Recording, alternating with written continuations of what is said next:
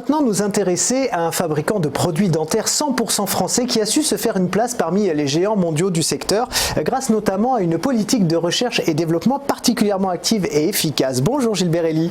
Bonjour. Vous êtes cofondateur et dirigeant d'Elsodan. Alors racontez-nous à quel moment vous avez créé cette entreprise et puis suite à quel constat?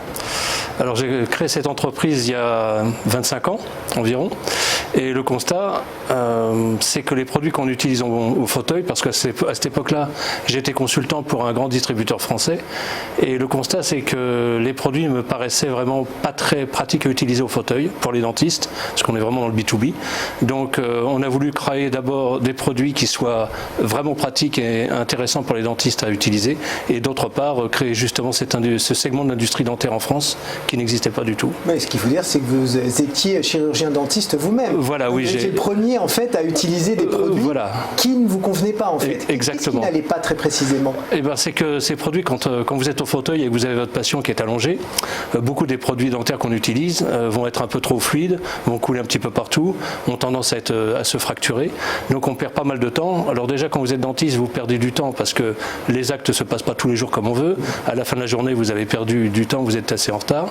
Donc c'est quand même intéressant d'avoir des produits qui vont vous permettre de réduire d'un côté cette perte de temps. Ouais, et puis qui sont efficaces effectivement tout de suite. Et surtout qui restent très efficaces et avec de bonnes valeurs. Alors quels sont vos différents produits, vos différents champs d'action? Écoutez, on a créé toute une gamme de produits, ce qu'on appelle des produits consommables. C'est-à-dire ce sont des produits que les dentistes utilisent tous les jours au fauteuil.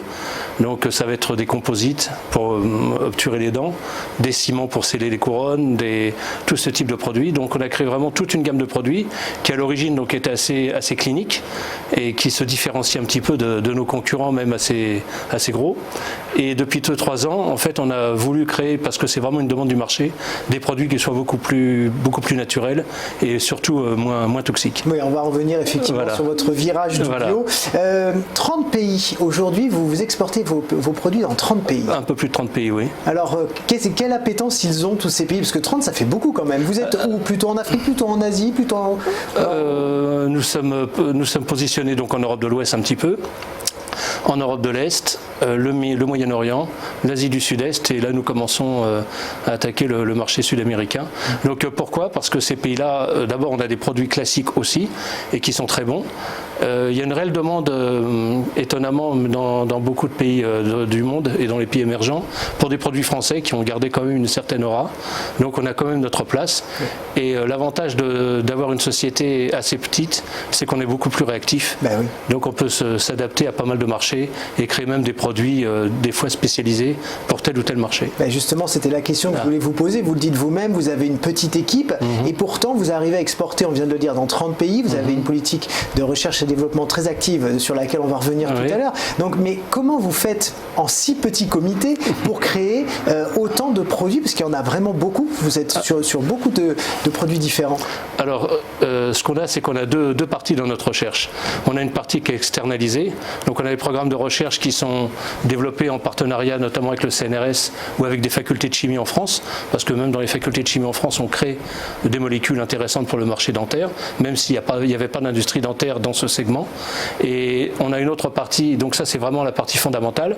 L'autre partie qui est vraiment la partie beaucoup plus clinique et technique, elle se passe en fait chez nous, même si notre service R&D n'est pas très grand, mais nous ce qu'on fait dans notre service, c'est qu'en fait on améliore constamment les produits pour être toujours en phase avec le marché et avec la demande du marché, donc des produits toujours de plus en plus cliniques, etc. Oui, parce qu'en face vous avez quand même des gros mastodontes dans le secteur internationaux, mais le fait d'être en plus petit comité, ça va peut-être plus vite aussi. Voilà, on est beaucoup plus réactif, on a une chaîne de commandement, enfin une chaîne de décisionnaire beaucoup plus rapide, et on peut changer notre stratégie en 2 mois maximum, donc ça c'est très intéressant.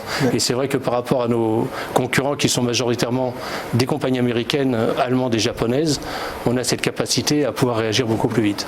Alors je le disais, la recherche et développement c'est une de vos forces. Comment ça se matérialise concrètement au quotidien? Comment ça se matérialise?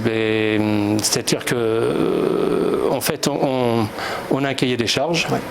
On veut créer des produits, on regarde les produits du marché, on veut créer des produits qui n'ont pas les défauts de la majorité des produits. On se lance un petit peu là-dessus d'abord en interne pour essayer de pallier à ces défauts avec des molécules et des produits Donc, un petit peu différents. On imagine des gens avec des pipettes, c'est ça? C'est exactement dans un labo avec des pipettes, vous faites des tests? C'est exactement ça, vous faites des tests, vous créez des échantillons, vous en créez 30, 40, 50, vous les testez parce que vous êtes obligé d'avoir des batteries de tests à faire. Donc vous avez des machines de tests pour faire tous les tests qui sont nécessaires pour l'ISO, parce que nous sommes évidemment bien ISO 13485. Donc vous êtes obligé de faire des tests de résistance, des tests de rétraction, des tests de vieillissement. Donc tous ces tests rentrent en ligne de compte, ça prend un certain temps, mais bon, on essaye d'aller assez vite, quoi, parce que c'est un petit peu ça notre problème, c'est le temps. Parce qu'on sait que derrière, on nous suit de près, donc il faut qu'on ait toujours un petit train d'avance. Et puis c'est surtout grâce à votre équipe d'experts, il faut le dire aussi, vous êtes entouré de gens qui ont vraiment des particularités sur leur secteur. On peut peut-être leur rendre hommage, ce sera l'occasion, et puis de parler d'eux. Oui, tout qui à ils fait. sont et qu'est-ce qu'ils font dans la société même.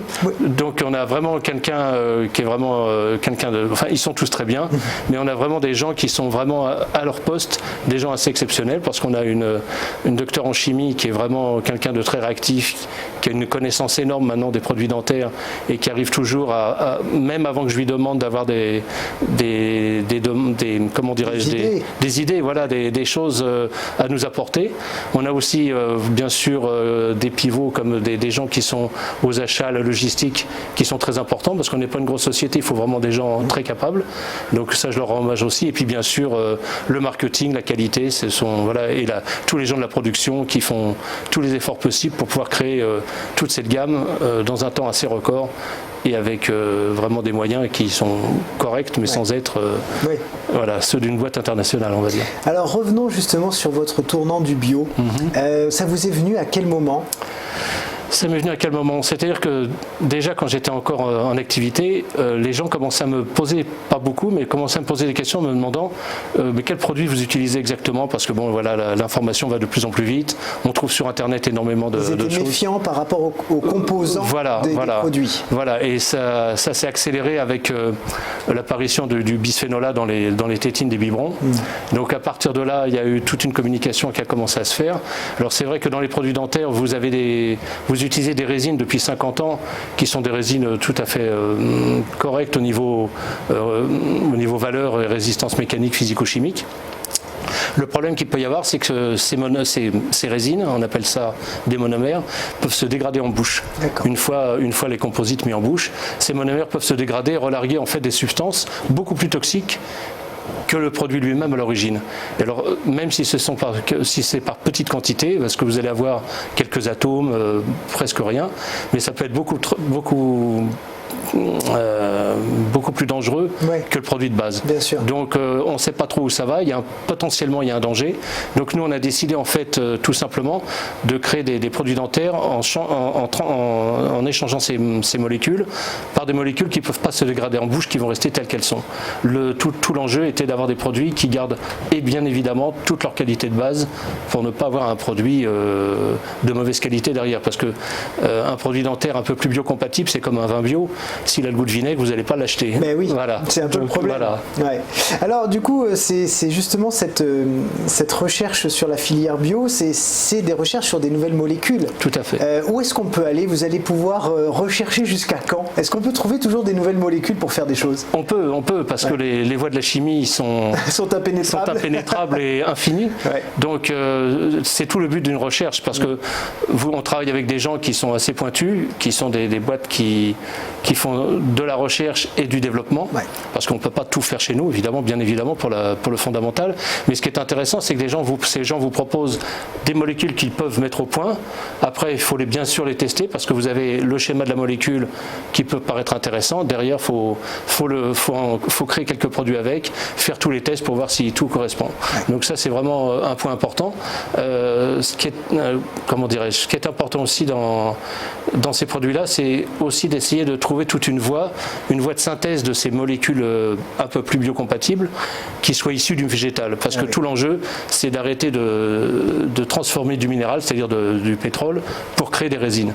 Donc là, on est vraiment dans une recherche assez fondamentale aussi là-dessus, pour créer vraiment des résines dentaires qui soient issues du renouvelable, donc du végétal. Alors pour conclure, juste une petite question sur l'hygiène bucco-dentaire, parce qu'on en entend parler partout, il y a plein de messages à la télévision. On en est où? Est-ce que les Français se lavent mieux les dents, sont plus attentifs à leur hygiène dentaire ou pas? Je ne suis pas sûr qu'ils soient plus attentifs. Alors je vais parler des adultes. Oui. Je ne suis pas sûr qu'ils soient plus attentifs, peut-être un petit peu plus. Pour les enfants, c'est certain, parce qu'il y a des programmes de prévention qui sont en place à partir des écoles, des lycées, qui sont beaucoup plus en avance. Et puis deuxièmement, tous les traitements d'orthodontie qui sont préventifs. Parce que l'orthodontie, on pense toujours que c'est pour l'esthétique, c'est d'abord pour la santé des dents. Mais c'est vrai que je pense que les adultes sont plus branchés et plus enclins à faire de l'esthétique, c'est-à-dire des blanchiments, que vraiment l'hygiène bucco-dentaire. Je pense qu'il y a encore un progrès à faire de ce côté-là. Bon, eh bien écoutez, merci en tout cas d'être venu nous en parler ce matin. Merci Gilbert Elie, je rappelle que vous êtes cofondateur et dirigeant d'Elsodan.